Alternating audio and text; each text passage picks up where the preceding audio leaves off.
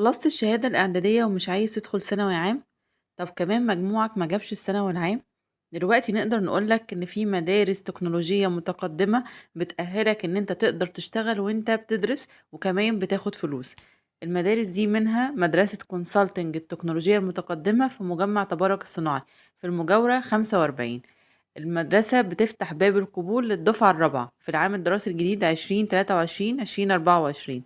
طب الأقسام المتاحة إيه في الأكاديمية؟ الأقسام المتاحة 5 أقسام: قسم الكهرباء الصناعية، وقسم الحاسب الآلي، وقسم ميكانيكا اللي هو CNC، وقسم تشكيل معادن صاج، وقسم البرمجة. مميزات الالتحاق بالأكاديمية: الأكاديمية ليها عدة مميزات: إن أنت هتحصل على شهادة معتمدة، هتأجل التجنيد للطلاب وتأمين صحي، في حوافز شهرية للمتفوقين، في منح للمتفوقين، منح دراسية، في كمان التدريب على أحدث الأجهزة في المجالات الصناعية المختلفة.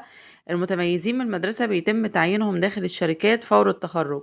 كمان بيتم عمل رحلات تعليمية وترفيهية لجميع الطلاب لتبادل خبرات.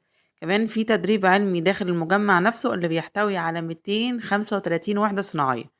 طب شروط الالتحاق بيها ايه؟ الحصول على الشهادة الإعدادية 2023، سواء عام أو تجريبي أو أزهري أو خاص. وكمان إن المتقدم ليها ما يكونش زيادة عن 18 سنة بمجموع لا يقل عن 200 درجة. وكمان في اختبارات للقبول في الأكاديمية. طب العنوان فين؟ العنوان 10 من رمضان، مجمع تبارك الصناعي، شارع مصر النور، خلف المجاورة 45. ممكن كمان لو عايز تروح عند طريق موقف الأردنية فهو خط 8 مجمع تبارك الصناعي. كمان ممكن تدخل على صفحة الأكاديمية على الفيسبوك وإن انت تشوف أكتر معلومات عن الأكاديمية عشان تقدم.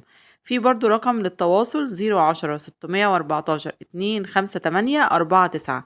مدرسة كونسالتنج التكنولوجيا المتقدمة تقدر تقدم فيها وانت مرتاح.